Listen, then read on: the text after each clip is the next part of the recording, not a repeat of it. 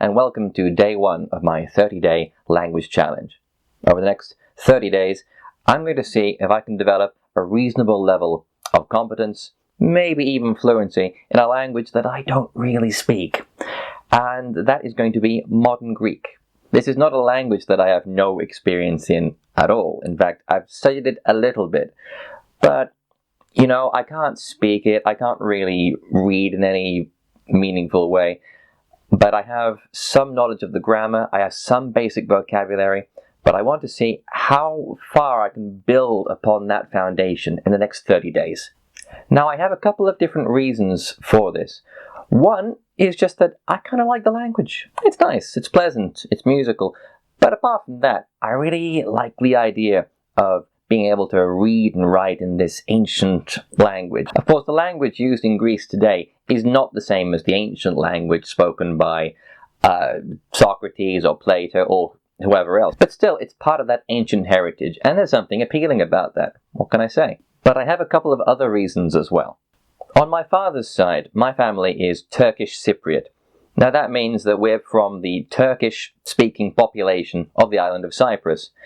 Now, Cyprus is better known as a Greek island, but of course the history is a bit more complex than that. In fact, there's been a Turkish-speaking Muslim population on the island of Cyprus for hundreds of years. But in recent decades, those two communities, for reasons we're not going to get into here, have been separated. I feel a deep sense of kinship with the Greek-speaking population of the island. And aside from that, Turks and Greeks have lived side by side for hundreds of years, and actually they have a lot of commonality in their culture and even their language. So for me, there's just kind of a natural closeness between us. Another appealing thing about the challenge of modern Greek is just how difficult it is. It's not an easy language to learn. Now you may think, being a European language, and with English having so many words from Greek, that it would be kind of easy, but it really isn't. Anyone who spent a little bit of time with the Greek language knows that the vocabulary isn't as similar as you might think. With certain things, maybe things of a more technical nature related to science or technology or whatever else, yeah, you can see those similarities, you can see those commonalities.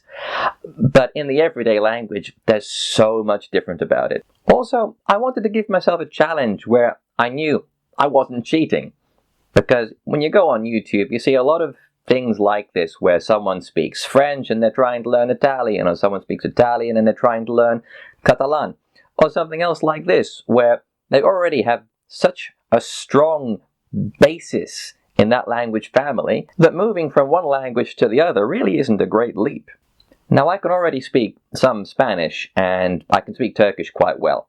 But that doesn't really give me a strong advantage in Greek at all. So I'm basically going into this blind.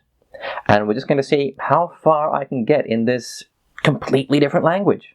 I'm going to try to make daily updates so that anyone watching this can see day by day how I'm developing and improving upon my approach and my technique.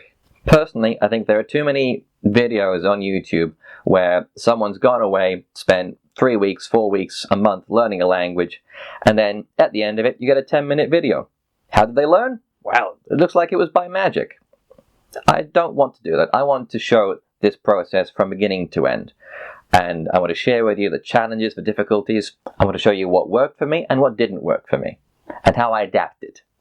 As for my target, it's absolutely not fluency in any real sense of the word.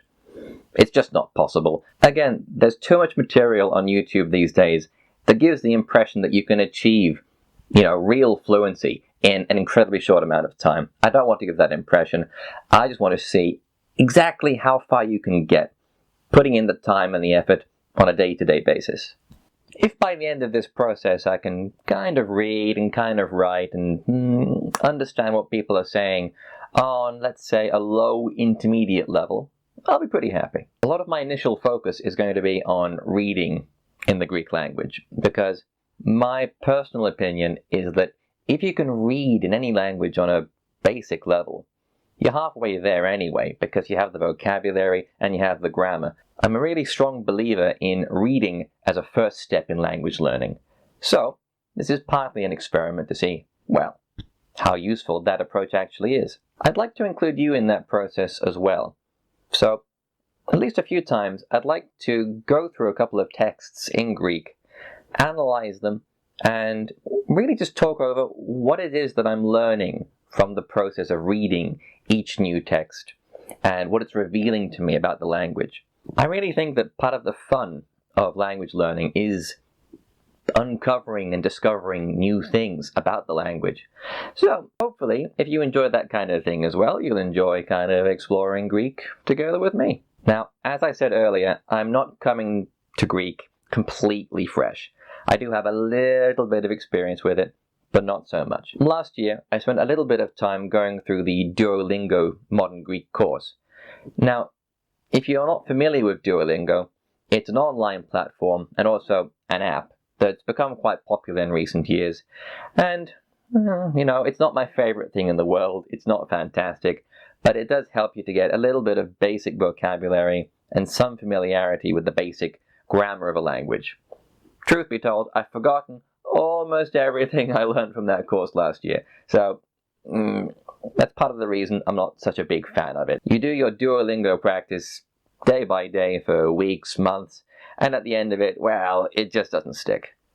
One thing I have been doing recently is going through the Michel Thomas Method audio course for Modern Greek. I'm a big fan of these courses, but they're also not perfect. If you haven't done one of them before, let me give you a quick overview of what they consist of. It's kind of like a classroom environment on a CD.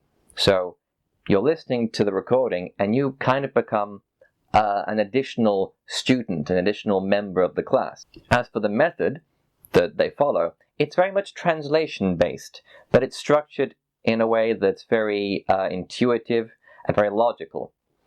You don't pick up that much practical language, but what you do get is an understanding of those core tenets of the grammar. Things like, in Greek, the case system, some basic things about verb conjugation, the verb to be, the verb to have, things like this.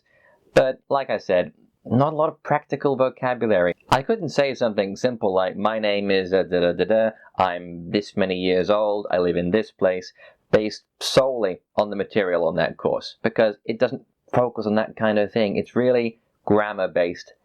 Generally speaking, I love that kind of thing. I am mad for grammar. I'm the kind of person who can sit down and just read a grammar book just for the fun of it. Bit strange, I know, but, well, that's me. So what's the next step? The first thing I intend to do is completely finish that Michel Thomas course. I should be able to do that in the next day or two. At the same time, I know that I need to start building my vocabulary as soon as possible. I'm already aware that that is a major weakness that I have at the moment, and it was a major weakness the last time I tried to learn a bit of Greek. To that end, I'm going to be using a flashcard program to study Greek vocabulary in bulk. At the same time, I'm going to try to spend several hours a day just reading in Greek. Hopefully, that will allow me to reinforce my vocabulary study while acquiring a little bit of extra vocab along the way. Aside from that, I really need to start reinforcing that grammar knowledge that I'm gaining from that Michel Thomas course. Absolutely, the first thing I need is that bulk vocabulary. Because if you have the vocabulary, you can usually muddle through even if you don't have a great understanding of the language. You can more or less guess what a lot of texts mean, you can kind of follow what people are saying in a simple conversation, and you can normally make yourself understood as well, with a little bit of effort. So, with all of that in mind, I think it's about time I gave you some idea of the baseline that we're working from. So, I'm going to try to speak a little bit of Greek, just to give you some idea of, well, how much work there is left to do. Kalimera. Τι κάνετε? Είμαι καλά. Είμαι η Ιβραήμ. Μένω στην Ισπανία. Μου αρέσει η ελληνικά. Θέλω να μιλάω ελληνικά καλά. It's not a lot, but it's a start. Well, that is all for today. Check in tomorrow to see what, if any, progress I've made. If you have any advice or comments for me, please leave a comment below. And if you'd like to follow my progress over the next month, please think about subscribing. Alright, that's all for now. See you.